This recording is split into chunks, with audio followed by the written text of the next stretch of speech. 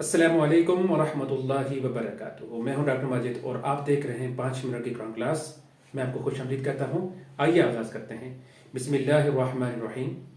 وَإِذْ وَاعَدْنَا، اور جب ہم نے وعدہ کیا موسیٰ علیہ السلام سے 40 لیلہ 40 رات، ثم اتخذتم، پھر تم نے پکڑ لیا العجل بچڑے کو، من بعدہ ان کے بعد، وَأَنْتُمْ ظَالِمُونَ اور تم ظالم ہوئے، ثم پھر عفونا ہم نے معاف کر دیا، عنکم تم سے، من بعد بعد سے، ذالک یہ، لعلکم تاکہ تم تشکرون احسان منو.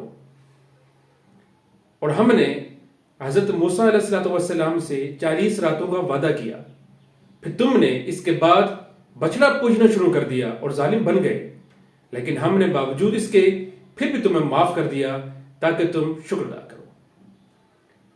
معزز ناظرین،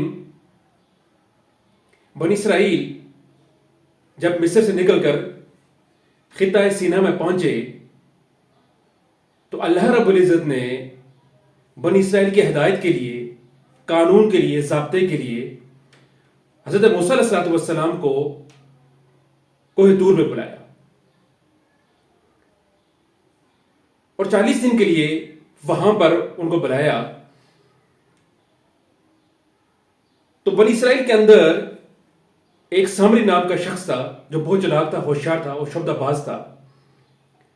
تو اس نے کچھ زیورات جمع کر کے ایک چھوٹا سا بچڑا بنا دیا اور اس بچڑے میں سے کچھ آوازیں آتی تھی.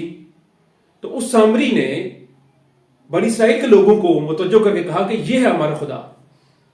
موسیٰ علیہ السلام بھول گئے ہیں، نعوذ باللہ من ذالک. تو بہت سے بنی اسرائیلی اس بچڑے کی پوجا میں لگ گئے.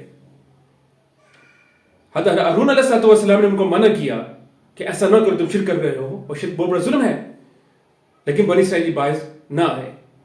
تو ان آیات مبارکہ وہی بات کی جا رہی ہے کہ جب ہم نے موسیٰ علیہ السلام سے وعدہ کیا کہ آپ 40 دن کے لیے آ جائیں، اور بنی اسرائیل نے بچڑا پوجنا شروع کر دیا اور وہ بڑے ظالم بن گئے.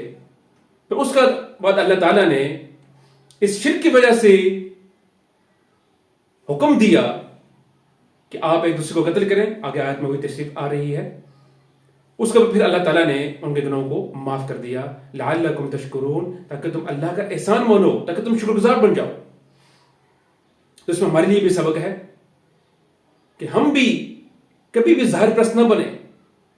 جو اللہ تعالیٰ، اللہ کے رسول صلی اللہ علیہ وسلم نے احکامات دیے اس کے اوپر من وعن عمل کریں. اسی میں ہماری نجات ہے، دنیا میں بھی ہماری کامیابی ہے اور آخرت میں بھی کامیابی ہے. اللہ تعالیٰ سے دعا ہے کہ ہمیں قرآن کا صحیح فہم عطا فرمائے. السلام علیکم ورحمۃ اللہ وبرکاتہ.